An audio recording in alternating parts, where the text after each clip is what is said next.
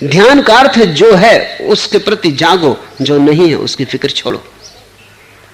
और मन का नियम यह है जो है उसके प्रति सोए रहो, जो नहीं है उसके प्रति जागते रहो। मन का सारा खेल अभाव के साथ संबंध बनाने का है। तुम्हारे पास अगर लाख रुपए हैं तो मन उनको नहीं देखता। जो 10 लाख तुम्हारे पास नहीं है उनका हिसाब लगाता रहता है कि कैसे मिले।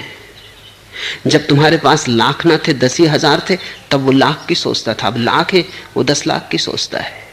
जब तुम्हारे पास 10,000 थे, सोचा था लाख होंगे तो बड़े आनंदित होंगे।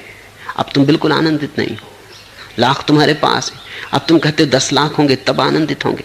10 लाख भी हो जाएं तुम आनंदित होने वाले नहीं, क्योंकि तुम मन का सूत्र ही नहीं पकड़ पा रहे हो। वो कहेगा 10 करोड़ होने चाहिए, वो आगे ही बढ़ाता जाता है। मन ऐसे है जैसे जमीन को छूता हुआ क्षितिज, वो कहीं है नहीं, सिर्फ दिखाई पड़ता है। तुम आगे बढ़े, वो भी आगे बढ़ गया। तो जहां तुम पहुंच जाते हो मन वहां से हट जाता है। मन आगे दौड़ने लगता है, कहीं और जाता है।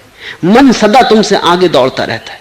तुम जहां हो वहां कभी नहीं होता। तुम मंदिर में हो, वो दुकान में, तुम दुकान में, वो मंदिर में,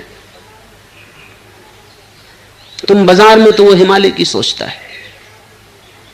तुम हिमालय पहुंच जाओ, वो बाजार की सोचने लगता है। मन के इस खेल को समझो, मन की इस व्यवस्था को थोड़ा समझो, और मन को ये खेल और मत खेलने दो। अन्यथा बहुत बार सदा ही ऐसा हुआ है। बुद्ध के पास जो लोग थे वंचित रह गए और फिर हजारों साल से याद कर रहे हैं। अब रोते, अब आंसू बहाते हैं, मंदिर बनाते हैं, पूजा करते हैं। और ये आदमी मौजूद था कभी। तब ऐसी भी घड़ियां आई कि बुद्ध किसी गांव से गुजरे और तुम अपनी दुकान पे बैठे थे और काम बहुत था और तुम बुद्ध को देखने भी ना गए। ऐसा हुआ। बुद्ध जब मरने लगे तो एक आदमी भागा हुआ आया। उसने कहा कि 30 साल से मैं सोचता था जाना है, जाना है।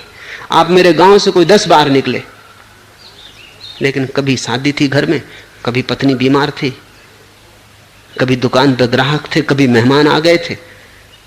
मैंने सोचा फिर कभी, फिर कभी, फिर कभी, मगर अभी मुझे पता चला कि आप अब संसार ही छोड़ रहे हैं, तो मैं भागा आ गया हूं।